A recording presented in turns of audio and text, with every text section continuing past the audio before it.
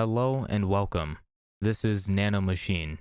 We see Yo waking up from the anesthesia that was needed for the muscle and fiber transfer, which was completed. He gasps when he quickly gets up. He says that he won't ever do that again, and Nano tells him that she did warn him. He questions why he is laying down and asks if Jang came by. He then grabs the dagger and thinks to himself that he won't get hurt by the dagger technique anymore. Nano tells him that through the muscle transfer, he now has the same muscles that a person has who trained for 20 years. Yo then takes a deep breath and starts to perform the dagger technique movements. He says that those movements are the same as before, but more accurate and powerful. He thinks the feeling from cutting through air feels nice. He continues to do the dagger technique moves. He says that he is done with the first formation and now for the first step of the second formation. He then slams his foot on the floor, which causes the room to shake. He looks down at the floor and sees his footprint. He says that it's bad and he didn't even use Nigan, which is the soft style. But he still did leave footprints, which is surprising. He asked if he have already completed the Wei Gong and says if Jang sees the footprints, it will be bad. He then hears Jang tell him that breakfast is ready. Yo starts to panic and tries to press on the footprint, but it won't go away. Jang opens the door and says Prince with a questionable face. Yo starts to put on an act and tells Jang that he is feeling hungry today. Jang asks if Yo always sits by the window when he eats. Yo says that since he won't be coming home for a while, he wanted to eat at the center. He then thinks to himself if Jang wouldn't notice. He looks down at the food and he is eating all of his favorite food. He says he sees that Jang cares for him and from today he's going to get admitted to the academy. He thinks that this could be his last breakfast Jang will most likely make for him. Nano tells him that he has a sudden change in emotion which is contributing to the acid that is coming up in his esophagus. She tells him to swallow food with saliva to settle the acid. Yo tells Nano to stop saying weird things and to be quiet, which she then enters a temporary mute mode. Yo starts eating his food and thinks to himself that he is going to eat everything and leave nothing left. Jang looks at Yo digesting his food and tells him to please eat slowly since he might get indigestion. He agrees and then finishes the food and tells him that it was a good meal. Jang then asks Yo when did he learn his dagger technique. Yo then gets startled and asks him what is he talking about. Jang then starts to move the table out of the way and they both see the footprint. He thinks to himself that this step is made from the second formation and his technique is a lot clearer than the one he saw earlier. As he expected, his eyes weren't fooling him. Yo thinks to himself that stealing other people's technique is taboo in the Murim and he committed a crime through Nano's powers. He says well and he thinks that he has no excuses. Jang then tells Yo that he did good, which shocked him. You know, Jang is pretty nice, like I can't even lie. Like he's been pretty cool throughout this whole entire thing so far and like I'm just appreciating him. He tells him that it doesn't matter that he learned it in secret and he is his guard. If it wasn't for the oath of the 6 clans, he would have taught him earlier. Yo says Jang's name and then Jang hands him a paper. He asks what it is and Jang tells him that it's an energy flow method for the Nigong of the dagger technique.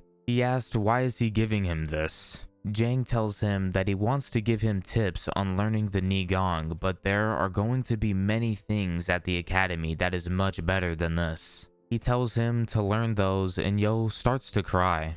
Jang sees him crying and thinks back to when Yo told him that he will never cry again. He thinks to himself that it's been 5 years since Hua passed away and during that time he gritted his teeth and put up with Yo. He knows that Yo is still a boy who is hungry for his parents' affection, however he won't be able to go with him when he gets admitted. Today he could cry, but he must become stronger from here on out. Yo is still crying and says thank you to Jang.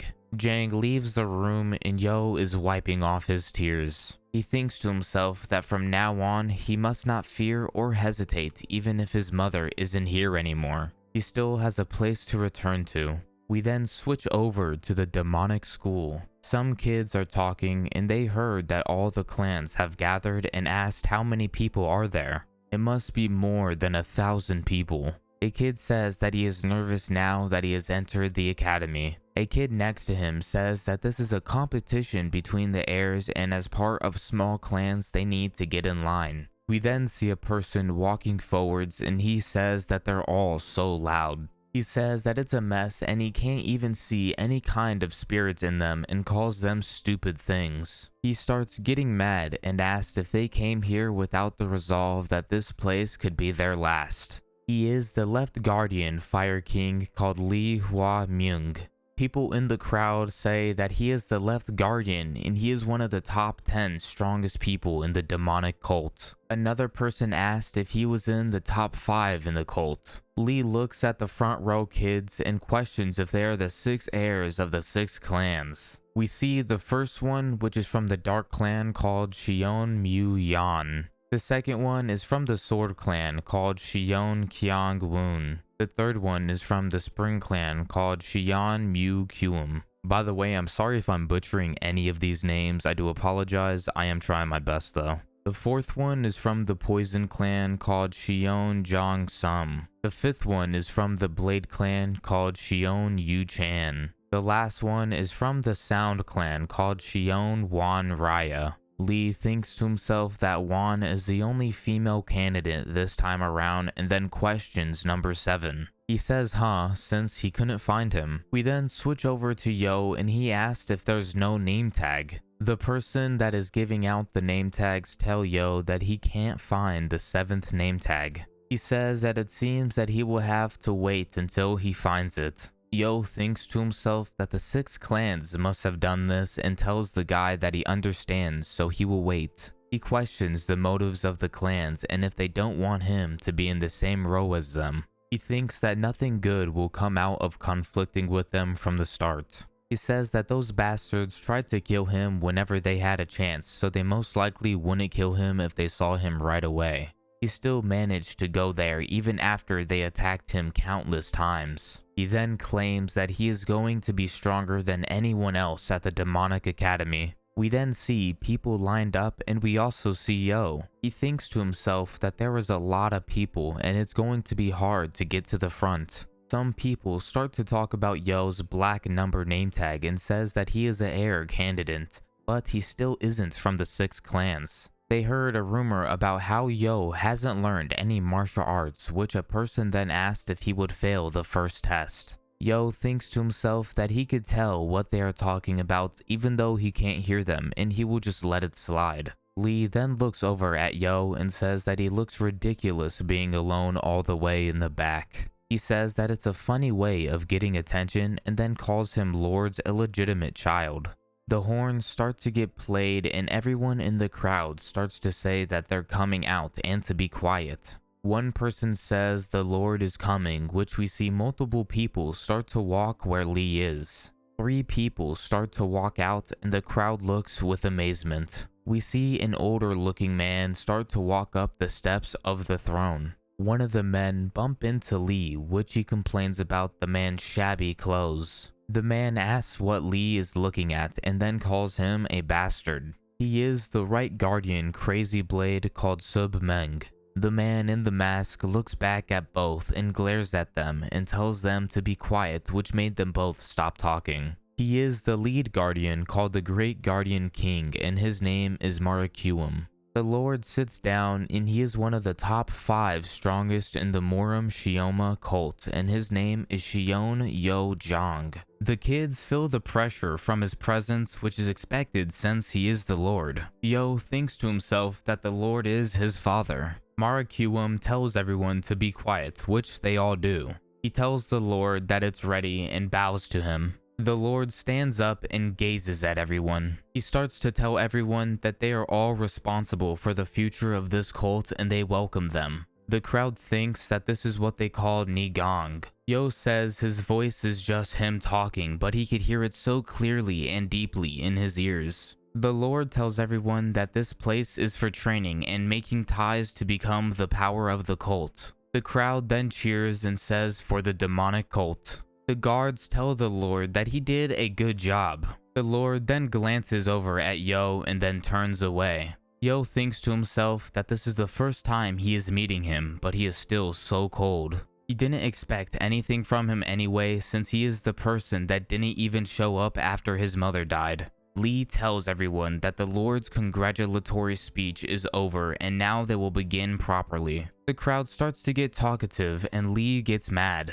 He starts to yell at the kids and asks if they're going to stand up straight. He looks at the crowd with anger on his face. He tells him that he is going to keep it simple, so they better listen carefully. He says that the academy will last for 4 years and it consists of 6 stages. After each stage, they will have to take a test and they are only given 1 chance for each test. The kids start to question Lee about only being given 1 chance to pass the test. Lee smirks and says that it seems like they all understood what he said and they are correct, since if they fail they will get expelled instantly. Ki-young raised his hand and said that he had a question. Lee asked who said a bastard like him could ask a question. Ki-young gets angry and asks what he said. Lee asked if he had a problem with him calling him a bastard. Ki-young should have heard that once you enter the academy, they lose all their privileges they had from the 6 clans. He then asked if he wants to get expelled before the competition even starts. Some of the other heirs start to laugh at him and then Ki-young apologizes. Lee says that his questions are obvious and they might think that only 1 chance is unfair, but they get special benefits from passing to the next stage. The first benefit is a black dragon ball. Yo questions it, and some of the other kids say that the black dragon ball is a medicine ball that allows the person to gain 20 years of Nigong. One of the kids say that if they pass all 6 stages, they would get 6 balls, which will be 120 years worth of Nigong. The other kids say that the more you take, the less effective it is, and it's also hard to absorb it all in the first place. He then asked if the Black Dragon Ball is that good, and why would they give it out to them, and the masters should take them all. Yo thinks to himself that he doesn't have any Nigong right now, but if he passes, then he could gain Nigong in an instant. Lee says that the next benefit is the martial art books of secrets, which they should all know the importance of them if they train in martial arts. He says that the library has 5 floors in the academy, and each time they pass a test, they will gain access to one of the floors. Depending on the effort they put in, they might be given opportunities to learn the secrets of the 6 clans or even secrets to the various martial art manuals. A kid asked if they could learn divine phonology like the Morim masters. Yo thinks to himself about the martial art books, and in order to survive, they will be more important than Nigong. Lee says that most of them won't even make it up to the 5th floor, even if they were resurrected, so they shouldn't get their hopes up. We see Sub drinking, and he thinks about Lee being good at boosting people's morale and then dropping it all at once. He really doesn't like anything Lee does. Lee continues and tells the kid about the 3rd and last benefit. The benefit is to get a rank they could never get before. Some of the heirs are shocked. Ki-young thinks to himself about how he couldn't use his rank or privileges here, and everything changed once they entered the academy. He said that for now on, only the strong will end up surviving. Lee tells everyone that every stage they pass, they will get ranks. Stage 1 is a low-ranked warrior. Stage 2 is a mid-ranked warrior. Stage 3 is a high-ranked warrior. Stage 4 is a squad leader. Stage 5 is a clan leader. He doesn't tell them about Stage 6 since it doesn't matter to the kids. He says that most of them won't even make it past Stage 3 no matter what they do. He says that even if that's how it is, it would be a shame for members of high-ranked clans to become low-ranked warriors. Sub questions to himself if they could even call Stage 6 a test since it's almost impossible. He says that not even 10 people have passed the test in the academy, which has been up for hundreds of years. Lee tells everyone that if they can get through the upper levels, their ranks will be acknowledged. All their ranks will be the same, which is a cadet rank for now, and later they will all have different ranks. Yo thinks to himself if surviving up till now was his biggest problem, but now his survival is going up the ranks. Lee says that he is done explaining, and from now on, they will have groups and assigned dorms as they start with the first test. Yo questions what he just said. The kids start to ask if they heard it wrong, and there's no way. Some of them asked how they could have a test already, and aren't they supposed to learn something first? Lee tells everyone to be quiet and tells them that if they fail, they will leave the academy. Those people who fail won't even be called a low-ranked warrior. He yells and says that the first test will be the test of their basic skills. They would need at least basic Nigong in order to become a warrior at the school. Those who don't have the basics will be assigned to agriculture, commercial, and service districts, so they should prepare to die. Yo says darn, since we know he doesn't have any Nigong. Lee says that they do need people to do their dirty work, so don't try that hard. Yo thinks to himself about how the ladies of the 6 clans made him swear an oath to not learn Nigong. He says that if he doesn't pass this test, he will become part of the lowest clan in the cult. If that does happen, anyone could try to kill him. Mew starts to laugh a little and thinks that he knows who came up with the idea, and it's pretty good. He says that it will save him the trouble of having to kill Yo himself. He then spots a lady walking in with an instrument. This lady is the 5th elder clan leader of the Sound clan, and her name is Hang So-yu. She walks up the stairs where Lee is at. Lee tells everyone that she will be watching over the first test. He says her title and name and tells the kids that this test is very easy. He says that if they fail this test, they will never be able to become a low-ranked warrior. He then asks the 5th elder what kind of test will she do. Yo looks and sees people covering their ears, and then he questions it. Lee says that if the 5th elder were to play her actual musical energy wave, then all of them wouldn't stand a chance. The 5th elder will control it, so they won't have to worry about it that much, and maybe with some luck they can endure it without any Nigong. Yo says that he will have to endure the musical energy wave. The 5th elder says that even with a little Nigong, they should be able to survive for a minute. Lee tells the kids that those who can endure the energy for a minute without fainting will pass the first test. He says start, and the 5th elder starts to play her energy waves. The sound of the energy waves reaches everybody. Some of the kids start to yell out that their chest hurts and falls to the floor, and one of them could even hear it when they cover their ears. Lee thinks to himself about how he expected most of them from the smaller clans to fall. In comparison, the candidates of the 6 clans and the other higher ranked clans are still holding out. Mew thinks to himself that his ears just sting. We see the 5th elder continue to play her sound energy waves. Mew says that all the candidates of the 6 clans have taken medicine since they were younger, which allowed them to grow their Nigong a lot. He says that Yo is probably already on the ground. Some of the kids starts to think that something is weird. We then see the 5th elder's face getting more annoyed. Wan says that the clan leader seems to be plucking faster and then questions why. Some of the kids are having a hard time since she is playing faster. She then questions why Yo hasn't fallen yet. I don't think she really understands that this dude is the main character. Like, the fact that she's trying to, test him, that's super screwed up. He should just really fight her, punch her in the face, and call it quits. Yo looks at his hands and questions what is this. He says that over half the people have already fallen on the floor and questions if they are suffering from internal injuries.